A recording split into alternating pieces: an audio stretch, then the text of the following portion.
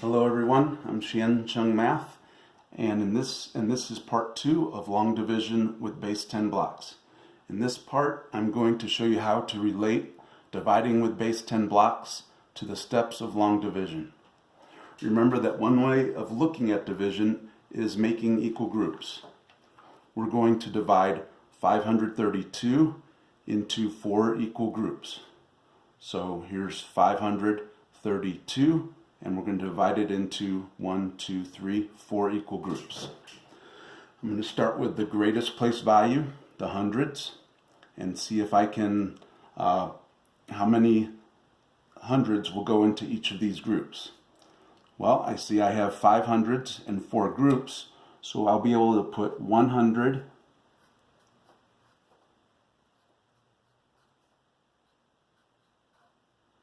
in each group. Okay, what did we do there? Well, we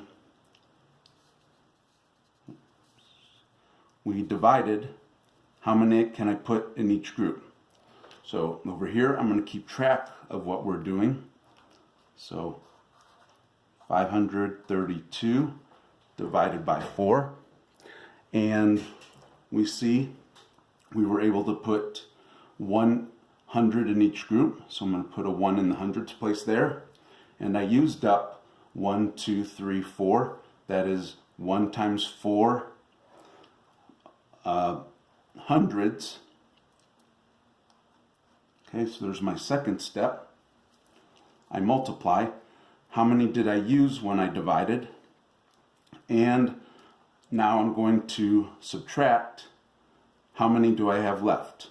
So we started with 500s, we put 1 in each group, and we used up 4 of them, and so we have 1 left. So we used 1, 2, 3, 4, and we have 1 left.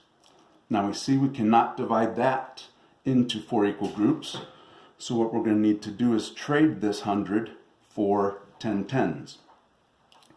So I'm going to make a trade here, and so this 100 is going to be traded for 5, 6, 7, 8, 9, 10 for 10 tens. Since I made the trade, I don't want to have this 100 around anymore because here's where the 100 is. So cross that out because I made a trade. And so what's the next step? Well, I bring down the next place value. Okay, so I bring down the 3 tens and I combine it with how many I had from trading, the 10 tens, and now I have 13 tens. So we're going to divide these 13 tens into 4 equal groups. So we can put 1, 2, 3, 4, 5, 6, 7, 8. Okay, it can still go yet. 9, 10, 11, 12. So what did we do? Well, after we brought down the number, we divide again. So we're going to repeat this process until we're done. So we just divided the 13 tens into 4 equal groups, and we saw there are 3 tens in each group. So we need to record that. Okay, well, how many tens did we use up? 3, 6, 9, 12. So we used up 12 tens, so that's our step. How many did we use? And that's our multiplying. We had 3 in each group times 4 groups. We used 12 tens. Now, how many do we have left over? That's our subtracting. Well, I see we used up, 5, 10, 11, 12, and we see we have 1 10 left over. Okay, so that's the subtract. How many do I have left? I have a 10 left over. Okay, I cannot divide that 10 as it is, so I'm going to need to trade it for 10 ones. So we make another trade here. Okay, so this 10 here becomes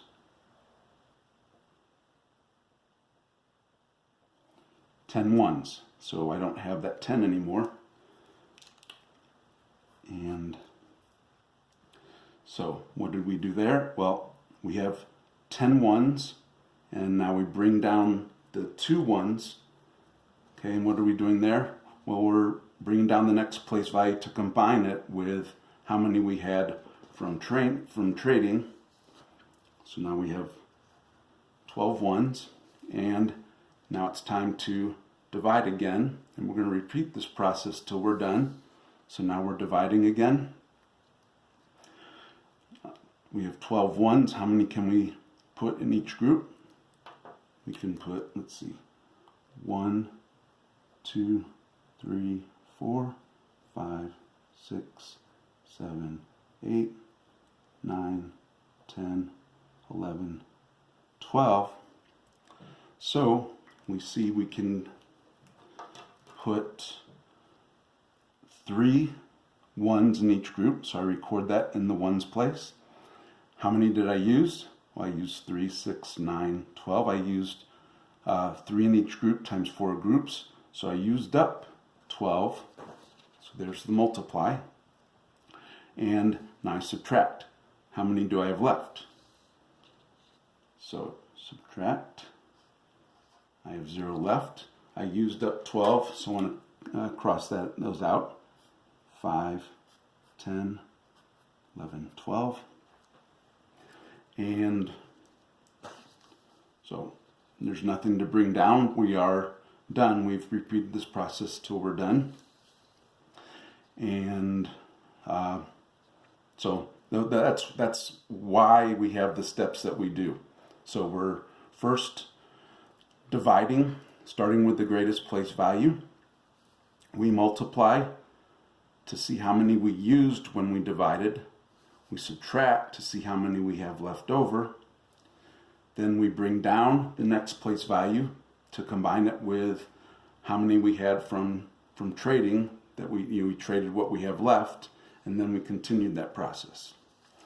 One more comment I'd like to say. I wrote the 10 tens like this, 5 and 5, and then here 5 and 5, because humans are able to subitize up to 5, that is, look at a set and know how many there are without counting. Up to 5 after 6, most people need to count.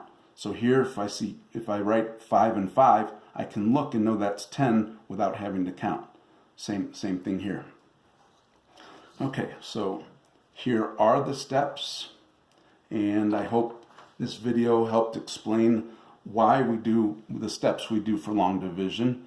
And if you are working on a long division problem and you maybe forget what the steps are, and it's a test and you're not allowed to have that in front of you, drawing it out helps you to recall the steps. And so you could use a simple problem like this to help you remember the steps by just going through what would you do in each step, and that will help you to remember the steps of long division if you have forgotten them.